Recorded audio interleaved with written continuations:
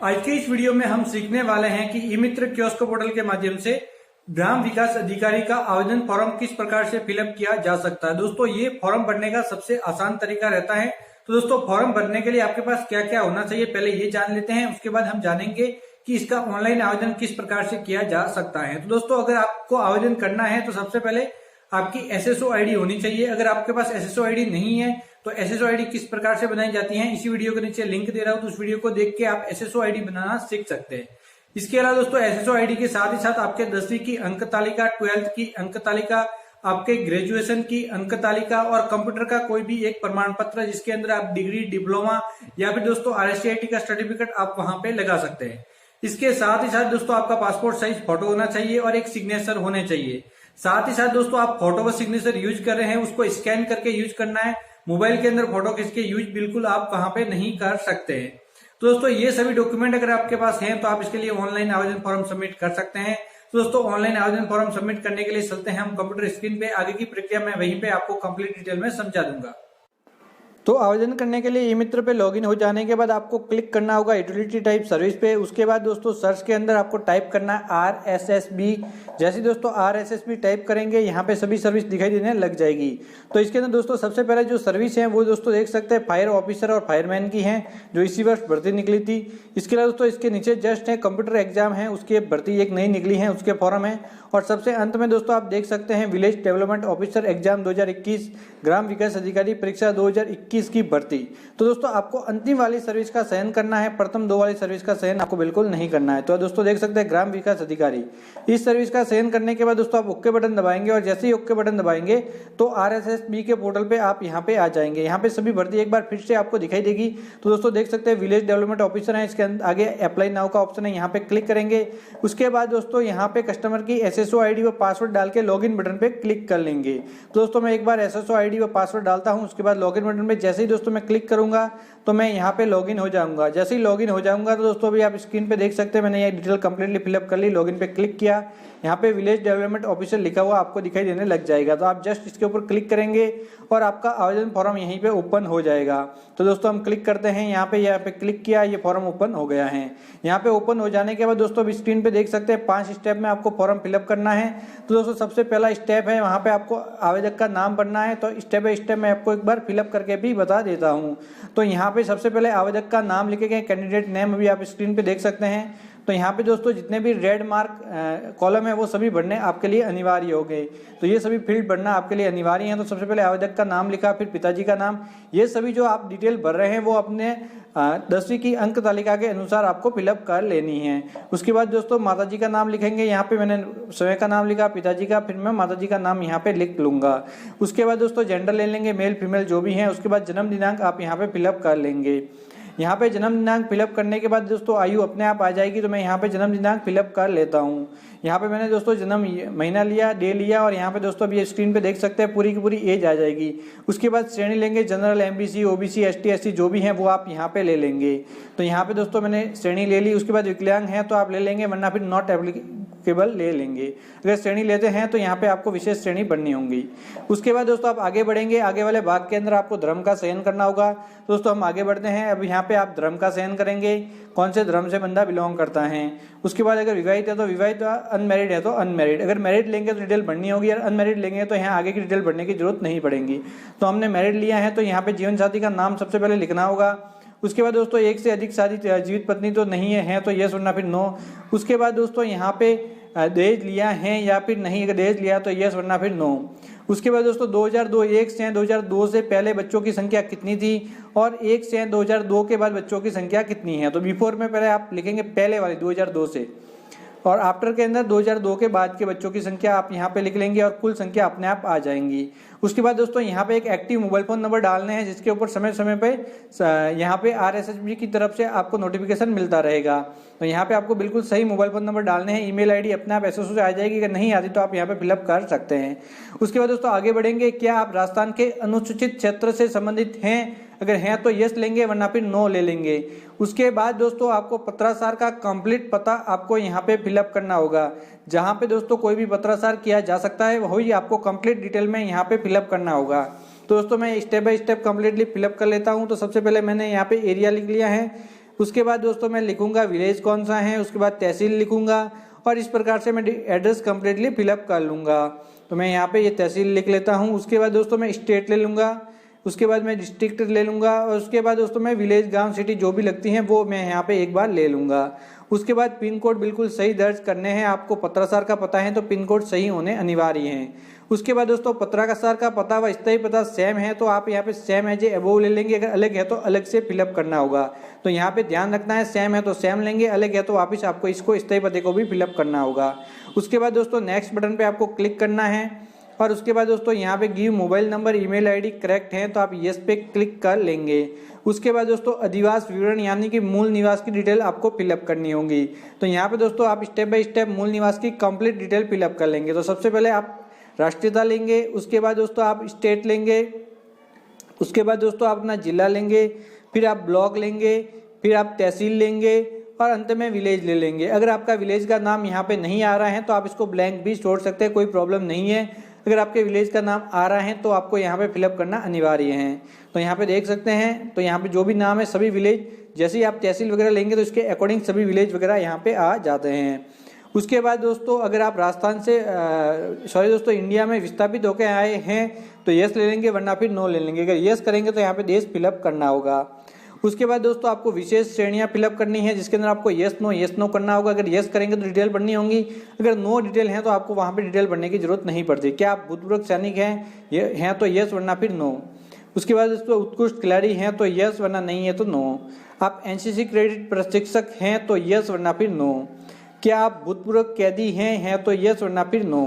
तो दोस्तों yes no कर रहे हैं यहाँ पे, अगर आप यस करेंगे तो उससे संबंधित डिटेल भी आपको फिलअप करनी होगी, नो करेंगे तो कोई बात नहीं। तो यहाँ पे दोस्तों आप सरकारी कर्मचारी हैं तो फिर वापस नो, अगर हैं तो यस कर लेंगे। फिर दोस्तों यहाँ पे अंतिम पॉइंट इसको समझना जरूरी है, क्या आपके परिवार की आय 2.5 लाख से कम है? अगर 2.5 लाख से कम है तो यस लेना है, अगर ज़्यादा है तो नो लेना है। यस करके बाद यस कर लेंगे। तो यहाँ पे मैंने यस कर लिया अगर मेरी इनकम 2.5 लाख से कम है तो। उसके बाद दोस्तों अतिरिक्त श्रेणी है, तो यहाँ पे पहली है पंचायत समिति। यहाँ पे देख सकते हैं पंचायत समिति, जिला परिषद, state public sector undertaking, employ इन सब एक्टिविटी। तो दोस्तों यहाँ पे इस श्रेणी के आप हैं तो आप यहाँ पे यस ले लेंगे। दूसरा है यहाँ पे देख सकते हैं रिलीज इमरजेंसी, यहाँ पे officer short service commission service के अंदर हैं, इसके टेम्परेरी गवर्नमेंट एम्प्लॉय हैं। यहाँ पे दोस्तों ऊपर देख सकते हैं retired from the Pakistan during the 1971 का जो इंडो पाक वार था उसके अंदर आप क्या पाकिस्तान से आए हुए हैं तो वो आप यहाँ पे हैं तो यस वगैरह कर लेंगे, वरना फिर आप नेक्स्ट करके आगे बढ़ जाएंगे। अगले वाले भाग के अंदर दोस्तों यहाँ पे सबसे पहले टिक का मार्क कर लेंगे शैक्षणिक योग्यता के आगे वाले पॉइंट के ऊपर। उसके बाद दोस्तों यहाँ पे एक एक करके आपको डिटेल भरनी है। तो सबसे पहले दोस्तों आप यहाँ पे 10th क्लास की डिटेल भरेंगे। तो दोस्तों 10th के अंदर आपके जो यहाँ पे ऑल सब्जेक्ट लिखना है और उसके बाद दोस्तों यहाँ पे देख सकते हैं बोर्ड का नाम आपको यहाँ पे कंप्लीटली फिलअप कर लेना है। तो जो भी बोर्ड है आप पे सही से फिलअप कर ले। तो यहाँ पे मैं बोर्ड फिलअप कर लेता हूँ। बोर्ड फिलअप करने के बाद दोस्तों आपको अनुक्रमांक यानी कि रोल नंबर आपको फिलअप करने होंगे। तो मैं यहाँ पे जैसे कि Rajasthan board of secondary education Ajmer ले लेता हूँ 10th क्लास के अंदर, और उसके बाद दोस्तों अनुक्रमांक यहाँ पे फिलअप करता हूँ, जिसे रोल नंबर कहा जाता है, जो कि आपकी अंक तालिका पे अंकित होते हैं। वो फिलअप करने के बाद दोस्तों अगले वाला काम आपका बनता है कि आप परिणाम यहाँ पे आपके CGPA ग्रेड या परसेंटेज थे वो ले लेंगे। उसके बाद कौन से वर्ष के अंदर आपने 10वीं क्लास पास की थी वह डिटेल ले लेंगे। उसके बाद कितने प्रतिशत अंक आपने प्राप्त किए हैं वो आप यहाँ पे फिलअप कर लेंगे। यहाँ तक काम कंप्लीट होने के बाद आप सीनियर सेकेंडरी के अंदर लेंगे। तो यहाँ पे अगर आपके आर्ट्स है तो आर्ट्स लेंगे, अगर कॉमर्स है तो कॉमर्स लेंगे, साइंस बायो है तो बायो, और मैथ्स है तो मैथ्स, या फिर कंप्यूटर साइंस है तो कंप्यूटर साइंस। उसके बाद आप यहाँ पे वापस बोर्ड फिलअप करेंगे। उसके बाद वापस आप यहाँ पे रोल नंबर फिलअप कर लेंगे। तो यहाँ पे 12th की डिटेल बननी है दोस्तों। यहाँ पे कंप्लीट डिटेल जो होगी वो 12th की ही आपको लिखनी है। तो यहाँ पे आपने एक एक करके इस प्रकार से फिलअप कर लिया। उसके बाद दोस्तों वापस आपको परिणाम पे जाएंगे और यहाँ पे परिणाम फिलअप कर लेंगे। तो यहाँ पे सबसे पहले जो भी सिस्टम है वो ले लेंगे, ग्रेड है या फिर परसेंटेज है वो ले लेंगे। उसके बाद कौन से ईयर के अंदर आपने 12th क्लास पास की थी वो आप यहाँ पे फिलअप कर लेंगे। उसके बाद दोस्तों आप प्रतिशत लिख लेंगे। तो यहाँ पे मैंने सबसे पहले ले लेता हूँ 2007 ले लिया, और अब यहाँ पे जितने प्रतिशत अंक मैंने प्राप्त किए वो मैं यहाँ पे लिख लेता हूँ। उसके बाद दोस्तों ग्रेजुएशन की डिटेल भरनी है। तो यहाँ पे दोस्तों आपको क्या भरना है, ग्रेजुएशन की detail BA, BCom, BSc, BSc IT, BCA जो भी किया है वो आप यहाँ पे लिख लेंगे। यहाँ पे आप आर्ट्स वगैरह, कॉमर्स वगैरह इस प्रकार का कोई फिलअप ना करें, ये ध्यान रखने। आपको बीए, बीकॉम जो कोर्स का नाम है वही आप यहाँ पे लिखेंगे। फिर आप यूनिवर्सिटी आप यहाँ पे फिलअप कर लेंगे। तो यहाँ पे मैं यूनिवर्सिटी फिलअप कर लेता हूँ दोस्तों। यहाँ पे यूनिवर्सिटी फिलअप करने के बाद दोस्तों मैं यहाँ पे रोल नंबर भी फिलअप कर लूँगा। इसके बाद दोस्तों मैं यहाँ पे रोल नंबर फिलअप कर लेता हूँ जो कि मेरे ग्रेजुएशन के अंदर थे, जो भी आपने बीए किया, बीकॉम किया, बीसीए किया, बीसी जो भी किया वो। फिर आप परसेंटेज, अगर वेटिंग है तो वेटिंग भी आप यहाँ पे ले सकते हैं। उसके बाद कौन से ईयर के अंदर पास किया, कितने प्रतिशत अंक आपने ग्रेजुएशन के अंदर प्राप्त किए। उसके बाद दोस्तों अंतिम वाला ऑप्शन है आपके कंप्यूटर से संबंधित डिटेल भरनी है। अगर आपने कोपा किया है, COPA कंप्यूटर प्रोग्रामिंग असिस्टेंट वाला, इसके बाद डिग्री डिप्लोमा लिया है, या फिर जिसको यहाँ पे डिप्लोमा इन कंप्यूटर साइंस के अंदर लिया, इंजीनियरिंग या फिर पॉलिटेक्निक इंस्टीट्यूट से लिया है तो वो भर लेंगे। थर्ड वाला देख सकते हैं। और हायर सेकेंडरी सर्टिफिकेट के अंदर अंकित है DOE AACC करके ये है तो वो भी आप ले सकते हैं, या फिर RSCIT है तो RSCIT ले सकते हैं। ज़्यादातर मामलों में RSCIT होता है तो आप RSCIT फिलअप कर लेंगे। उसके बाद यहाँ पे सब्जेक्ट के अंदर आप यहाँ पे इस प्रकार से RSCIT बहुत सारे लिखते हैं तो आप यहाँ पे कोशिश करके कंप्यूटर लिख ले। तो यहाँ पे दोस्तों आप कंप्यूटर लिख लेंगे। उसके बाद दोस्तों आप यहाँ पे यूनिवर्सिटी भरेंगे। तो दोस्तों RSCIT कौन सी यूनिवर्सिटी कराता है, वर्धमान महावीर ओपन यूनिवर्सिटी है वही कराता है। तो वर्धमान महावीर ओपन यूनिवर्सिटी कोटा लिख लूँगा मैं यहाँ पे, ओपन यूनिवर्सिटी कोटा। उसके बाद दोस्तों आप यहाँ पे लिखेंगे रोल नंबर लिख लेंगे आप अपने RSCIT के। तो मैं यहाँ पे रोल नंबर अंकित कर लेता हूँ।